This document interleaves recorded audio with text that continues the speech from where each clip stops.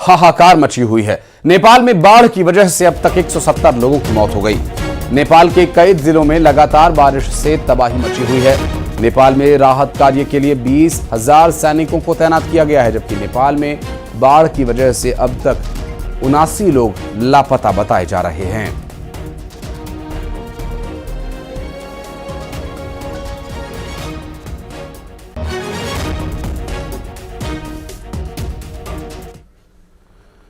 और नेपाल में जारी भारी बारिश से बाढ़ जैसे हालात बने हुए हैं। कई इलाके जलमग्न हैं, गांव टापू में बदल चुके हैं और हालात यह है कि लोगों का घरों से निकलना भी मुश्किल हो गया है। प्रशासनिक अमला लगातार रेस्क्यू ऑपरेशन चलाए हुए है।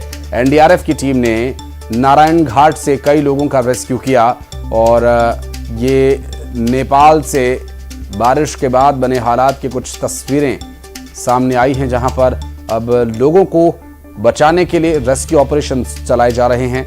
एनडीआरएफ की टीम्स तैनात की गई हैं और इस भारी बारिश का असर बिहार तक भी देखा जा रहा है, क्योंकि नेपाल में हुई भारी बारिश का पानी बहकर बिहार पहुंच रहा है और बिहार की कोसी नदी सबसे ज्यादा प्रभावित बताई जा रही है।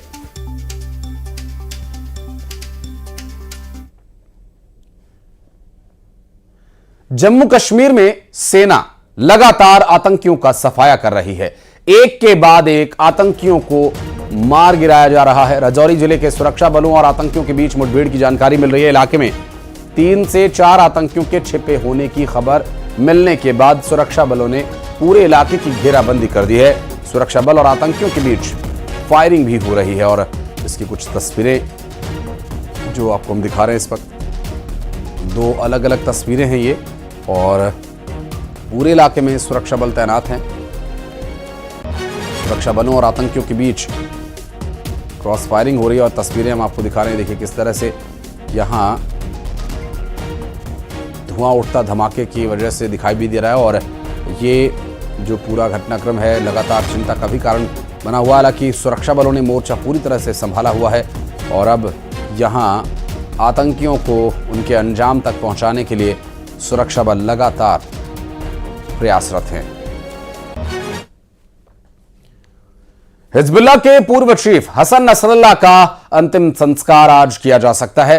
सऊदी मीडिया के हवाले से खबर यह आई कि अंतिम संस्कार के समय ही नसरल्लाह के उत्तराधिकारी का भी ऐलान होगा, यानी नसरल्लाह के अंतिम संस्कार के तुरंत बाद ही हिजबुल्लाह अपने नए चीफ का ऐलान कर देगा। कुछ रिपोर्ट्स में दावा यह किया गया कि नसरल्लाह के चचेरे भाई हाशिम सफीद्दीन हिजबुल्लाह का नया चीफ हो सकते हैं और सफीद्दीन नसरल्लाह और नईम कासिम के बाद टॉप 3 नेताओं में शामिल हैं। इसके साथ ही वो हिजबुल्लाह के राजनीतिक मामलों की भी देखरेख करता है और वो हिजबुल्लाह के जिहाद परिषद का भी सदस्य है। नसरल्लाह के मारे जाने के बाद अब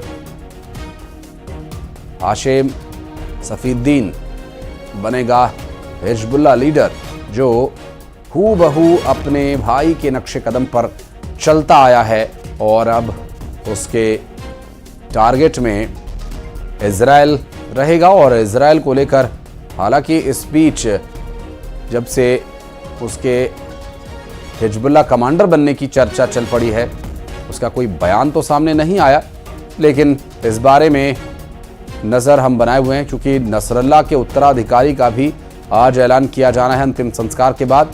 अंतिम संस्कार होगा हिजबुल्लाह के पूर्व कमांडर का, जो इजराइल के हाथों मारा गया।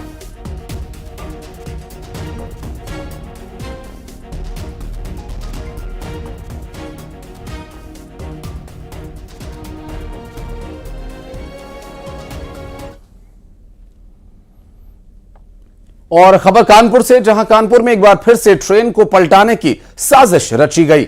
यहां रेलवे ट्रैक पर फायर एक्सटिंग्विशर सिलेंडर रखा हुआ मिला।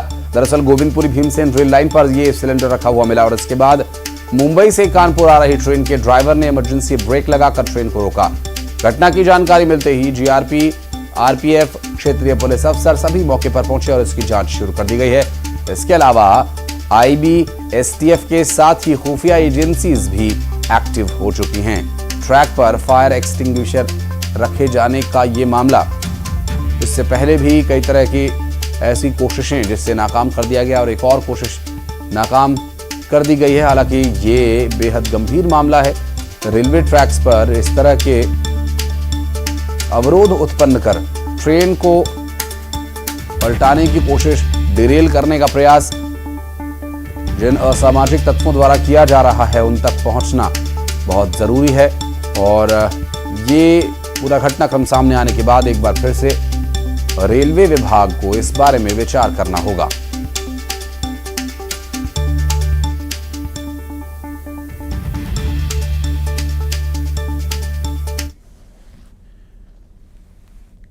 मध्य प्रदेश में शहर शहर अस्पतालों में लापरवाही हुई, जिसकी वजह से मरीजों की जिंदगी भगवान भरोसे है। कहां लापरवाही को लेकर अस्पताल में हंगामा हुआ, कहीं मरीज की मौत को लेकर बवाल हुआ। एक रिपोर्ट।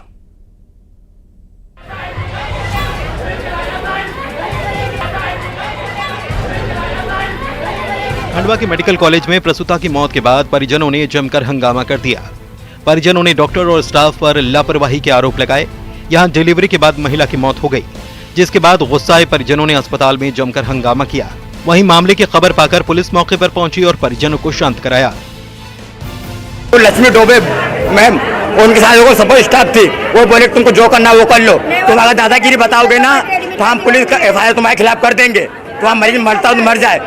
फिर 6 बजे मरीज मरने के बाद में पूरा हॉस्पिटल आया, हमको सबके साथ बदतमीजी की, गार्ड आए, उन्होंने मारा पीटी की, धक्का मुक्की करी। हम ये चाहते हैं जो नाइट स्टाफ था उसको सख्त से सख्त कार्रवाई मिले, और जो लक्ष्मी डोबे मैम है उनके खिलाफ भी कार्रवाई हो। और पूरा हॉस्पिटल घूसखोर है, हर जगह पे 100 50 रुपए स्टाफ मांगते हैं। हम बच्चे डिलीवर हुए जब स्टाफ ने 500 रुपए मांगे।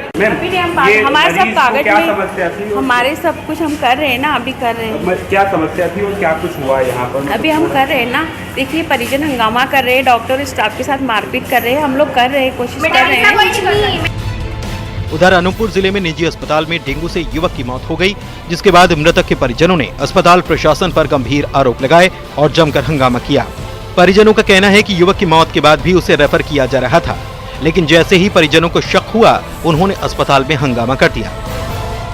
तो उनको वो बाहर गया था, तबीयत खराब थी, उनको लाए यहाँ रिफर एडमिट कराया। मैं वो अपने पैरों से चल के आया, मैं बात किया है मेरे से सब कुछ, और 6 बजे तक मैं फ़ोन करते हैं मेरे को कि रिफ़र करना है।